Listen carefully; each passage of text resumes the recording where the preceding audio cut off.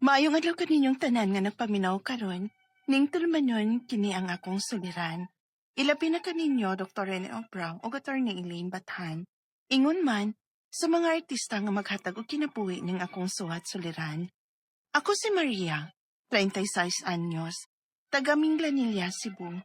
Punto legal kining akong suliran. Kabahin kini sa pag-angkon sa akong igsuon sa yuta nga kabilin sa namatay namong amahan. Aron inyo hisabtan, ingon ni ini ang mga panghitabo.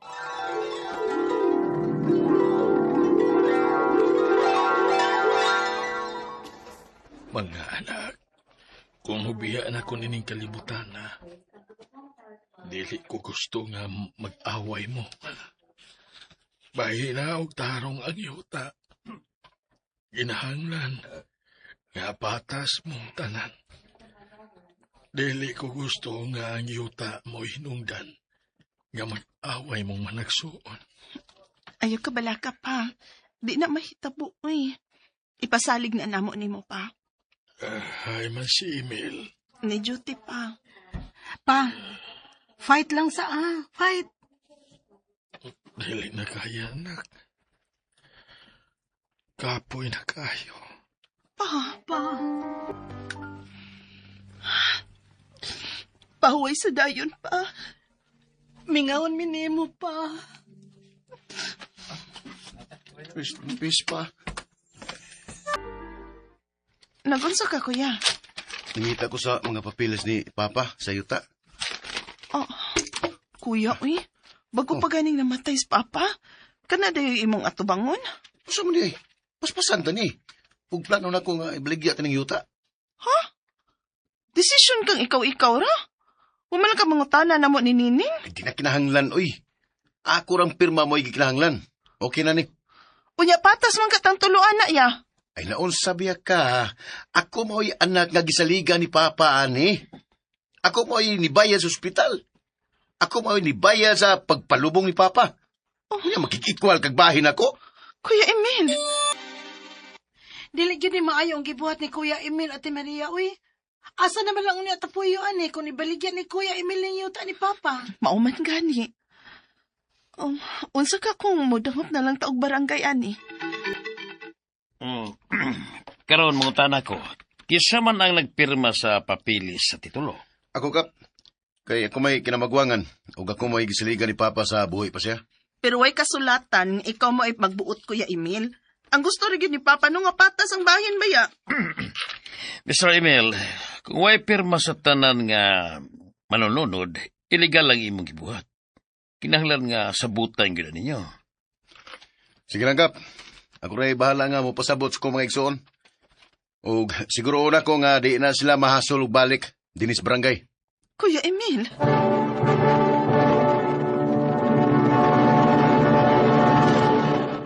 Adtong higayon na, grabe gid ka desidido si Kuya Emil.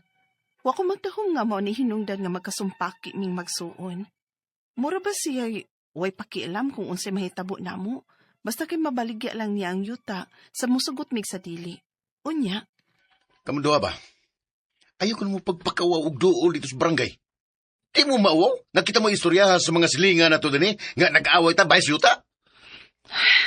tungod naman sad nini mo Kuya Good. Una ako na bi. Ibaligyan ni mo ning maong yuta, asa naman lang may puyo. Okay ra kung dako ang among madawat, kay dali ming makakita og kabalhinan. Problema na ninyo. Kung gusto may problema hon gininyo, Ana Maria. Nga naman mo'y bahin na yuta. Pero di lagi mahimo nga patas ta, kay wa mo'y nagasto ni Papa. Kuya! Ay, hindi ni mahimo. Muadto ko sa abogado ni Papa. Mangayo kog tambag kung unsay ang ayan akong buhaton, ani. Mahimutan mo file og partition case aron nga kining mapasabot nato sa balaod kung pila gyud mo kabuok ang magbahin sa yuta. O sige, attorney. Buhaton na nato. Daban nimo karon ang papilis? Lower ba, attorney? Tapos akong maguwang. Istoryahi og tarong ang imong maguwang.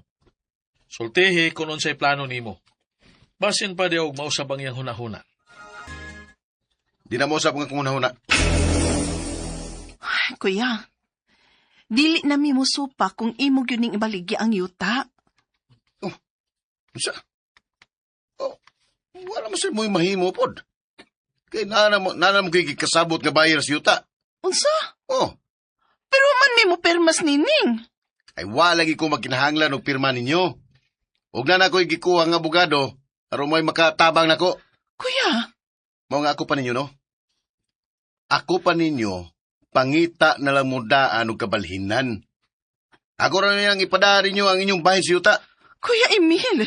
Wa ko mahibaw kung nagsulti ba si Kuya Emil sa tinuod o gisulti lang to niya para mamahawa ug undangon na namo kung unsay among giplano. Pero i-fight gyud nako ang among katungod sa akong manghod. Ang ako mga pangutana mo kining musunod. Unang pangutana, way testamento si Papa, pero naay verbal nga kasabutan. Ugwa si Kuya Emil ni atong hingayuna. Makonsider ba na nga legal? Ikaduhang pangutana, wag yun ni bisan usa namo ni Neneng ang miperma, kay wa mi muuyon nga ibaligya ang maong yuta. Legal bang pagbaligya sa yuta? Nga way permagikan sa ubang manununod? Ikatulong pangutana, kung tinuod yun ang giingon sa akong maguwang, nga naanay buyer bisan o way permagikan namo ang maong titulo, unsay specific nga kaso nga angay namong i-file sa akong isuon para sa among maguwang. Ikaw pa to katapusan.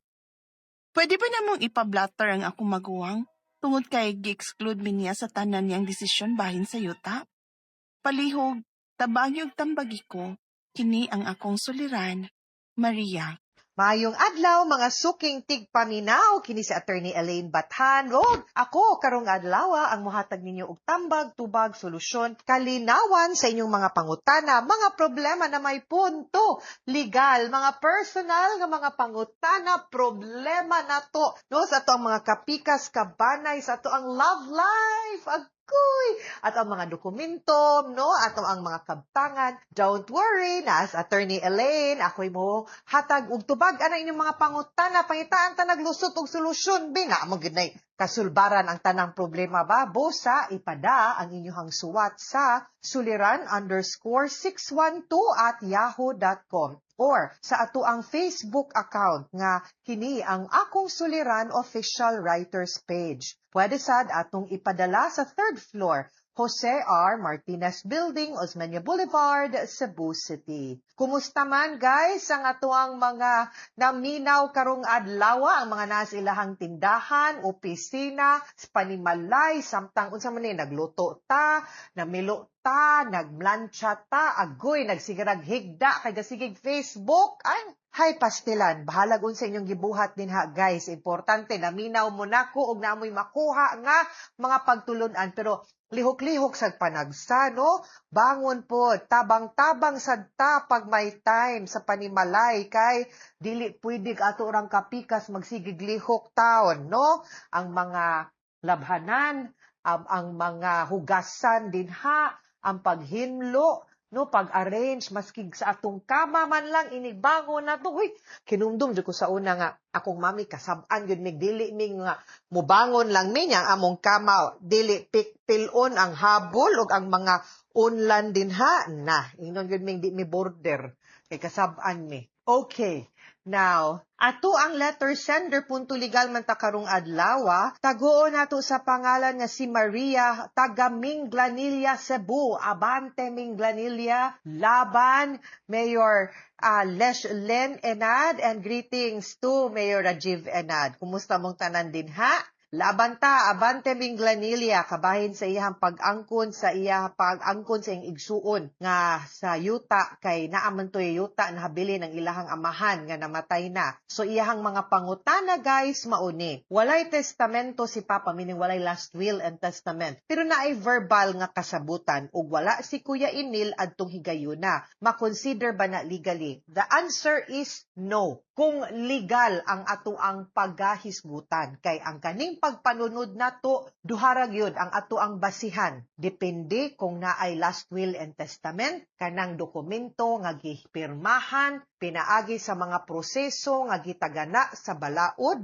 or no pa sa paghimog last will and testament samtang buhi pa ang katong namatay na, no, unya Or kung pananglitan manggani wala, then mo go through through an extrajudicial or judicial settlement of estate. Ingon ana nato pagbahin-bahin ang mga yuta. Of course, kung pananglitan way last will, kay kihanlan man gyud na documented, papel man gyud na ang testament, no, last will and testament, either gi-type gwinetaryuhan sa abogado na itulo ka mga testigo no nga nagpinirmahay at tubangan sa katong naghimo katong namatay, or maghimo sadta or kanang holographic will nga pinaagi sa iyang kaugalingon nga suwat, no, that's munay last will and testament. Pero kung wa, no, arita dire legal, the other legal way is katong extrajudicial partition nga equal sharing yun mo, pero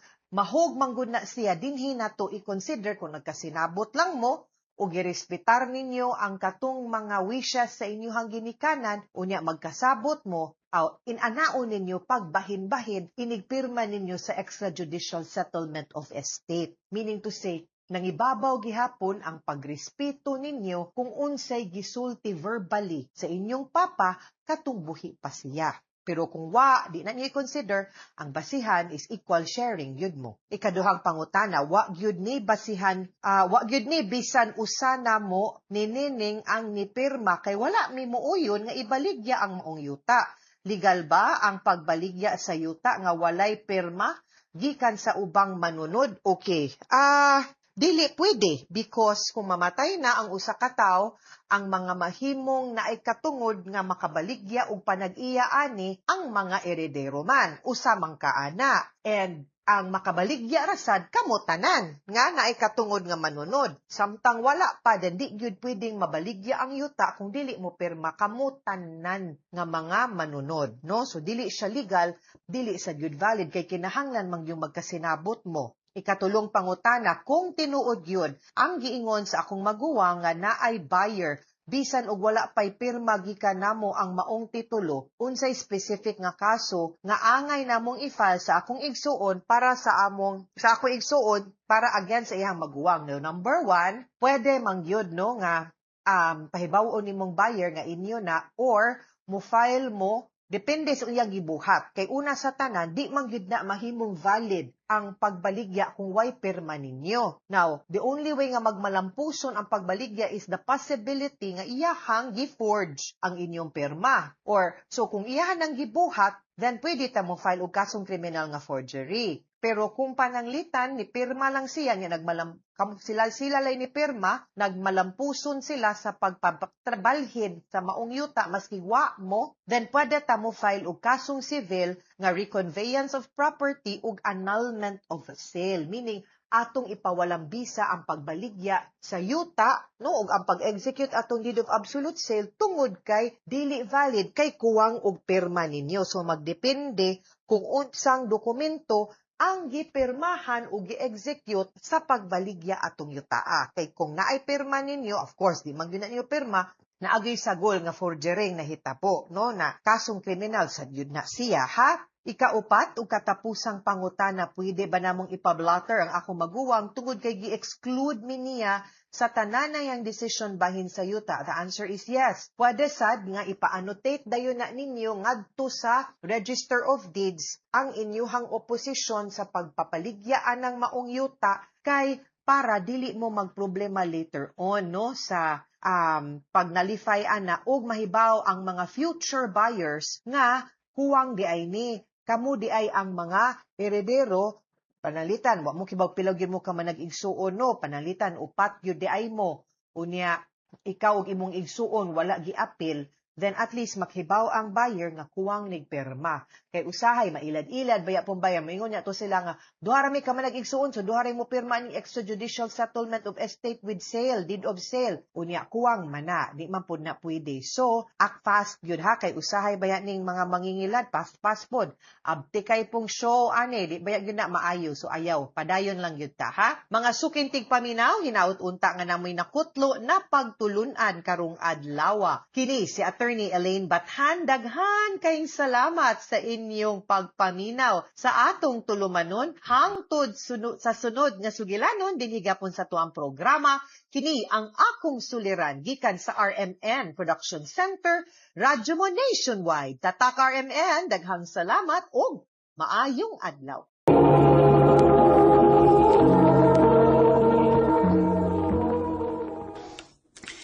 Okay na. Andam na ko. Dong, pangandam na. Ah. Oh, oy, andam naman di ay ka. O lala, sa iyom kong mata para di ko malate. Bili bagid na ko sa imong kakugihan, apo. Kung pirmiho na nimo, maayo gid unya ang imong kaugmaon. Gusto ko makahuman og school, lola. Kaya akong ipakita ni Papa nga bisag gibiyaan ko niya. Kaya na ko nga wa siya. Apo, ay, dali, kaundaan o nakamuadto sa eskwelahan.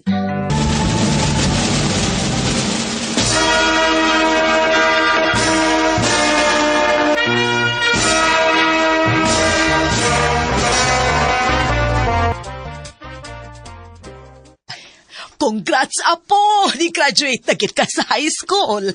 Thank you, la. Adali na, nagpalit kong lechon manok. Kanto lang una mo'y atong kanon, ha?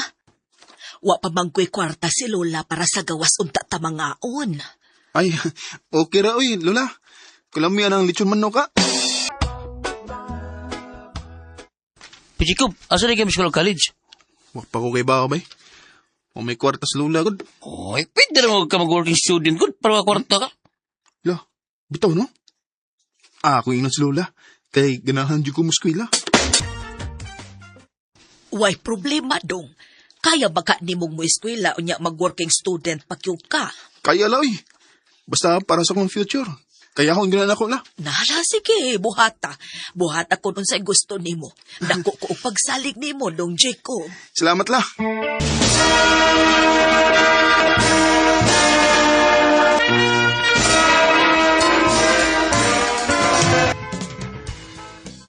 Yaya! Dali mo yan kitang trabaho? Anagi na ba, basta maningkamot. Wag yun. Sigurado dyan ko ba kung buhay pa lang tas mama ni mo. Proud kita ni mo. Magid bay. O, hasabos papa ni ba? Way labot ang akong amahan kung sa may nakabuon ako ron bay. Oh. Maong, may mo ba? Ano siya gisguti? Ba, Jacob? Kinsam ning numeroha nga, dagang kay miss calls. Akong tawagan, bay.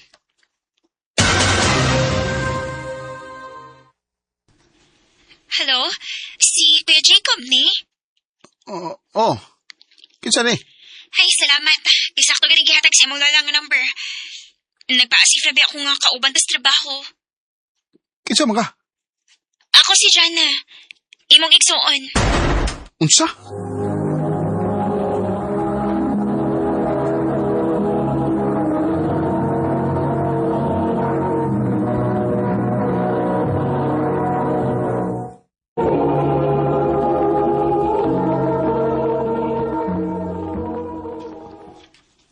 Salamat nga ni sugot ka magkita ta, kuya.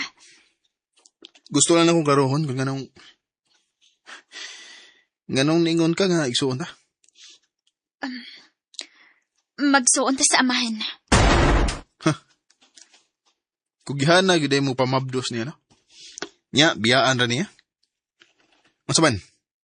Nangita kasi mong amahan? Gibiyaan sa mo? Okay ba kain siya? Dili, kuya. Si Papa mo inangita ni mo. Unsa? Karon na lang? Kuya, naisakit si Papa. Na-admit siya ron sa ospital. Nga naman?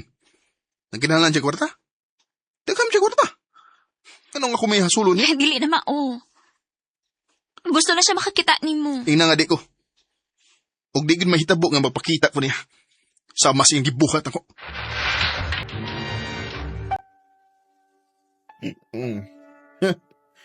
Bagaanig na ako nga muhangyo nga makakita siya na ako, no? Uman siyang gibuhat nga gibiyaan mi niya ni Mama. Kung mahinungdan nga naghigog si Mama. Do, Wa pa man natin ka masyur. Uy, di mo lagi ka. Wala. Magkatog. Ngano man doon ay problema? Nahala, sige. Muuna na kong katog, ha? Kay duka na yun kaayo ko. Ayaw palabi. Lola. Dagkan sa kay miss call si Janan ako. Sa muka ba niya eh? Bahala na siya. Di ko na ako siya tubagon. Hey, Bachikob, nangingita mo, ito sa labi. Ha? Kisa man? Yan na. Di bagid ko ni mo undangan, ha? Di lagi ko mubisita sa imong amahan. Kuya, please. Gusto na ko nga magkasulti mo ni Papa. Dugay na siyang gustong doon isulti ni mo. Paminawa lang siya, kuya. Maluoy ko ni Papa.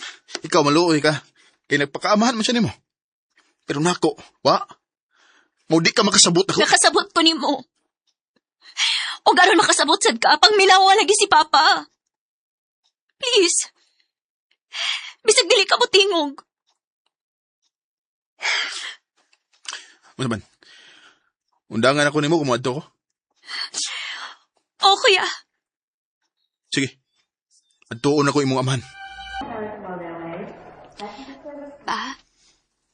Niya na si Kuya Jacob. Anak, salamat kain. Niya ka.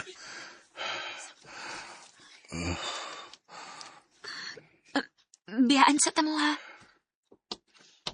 Jacob, paselo ako.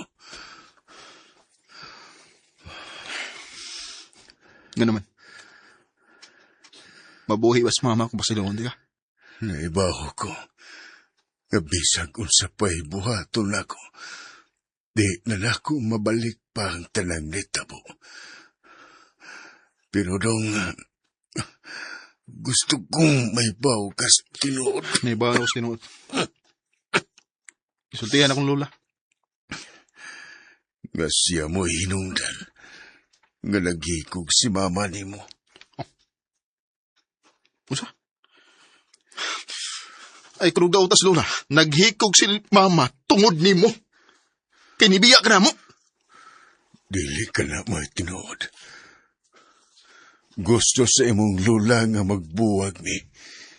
Kay may lain siyang gusto para ni mama ni mo. Kaya ko, wa ako'y kwarta. Di ko dato sama sa iyang nagustuhan para ni mama mo. Ug gipreso niya si mama ni mo. Mao'y hinungdan nga wa na may magkaagwanta. Ug naghikog siya. Unsa? Kung gusto ka, pangutan ay mong lula. Pasilo ako, Dok. Sa ato ba? Tinuod, la? Oh, kay nahadlok ko nga magkalisod si mama ni mo ug ikaw tungod sa imong amahan. Wa ko magdahong nga mo asenso dahil siya. Tunga po pasaylo ako. Ay, kabala ka na. Bisan patulog mo na gibuhat ni mo. Pero di kalimod nga, ikaw mo'y nagpadako na ako. Dong Jacob, salamat, Dong. Ug ko napasaylo ko ni mo, unta pasayloon na lang sa di mo si Papa ni mo, Dong. Nituo ka ba nako, dong? Oh, gisultihan ko ni Lolas tanan. Salamat, dong. Pero dili ko na dali ang tanan. Nahanlan nga mamawi ka na ako. Oh, dako na ko. Pero gusto kong makatilaw kung sa'y bation sa mahalon sa usa ka amahan. Kana kung mahatag na nimo. Oh, dong. Ako nang buhaton. Mamawi ko. Oh, please. Kinahanglan nga magpakaayo ka. Oo. Maning kamot ko nga mamaayo ko. Salamat, Dong Jacob. Taas nga panahon nga nagdumot gid ko sa akong amahan, tungod sa sayop nga pagtuo. Og wa ko magmahay nga gihatagan ako igayon si Papa, kay gipakita og gipabati gyud niya nga mahal sa gid ko niya. Dinhi na lang kutob. Daghang salamat sa pagtagad ning akong tampo. More power, RMN.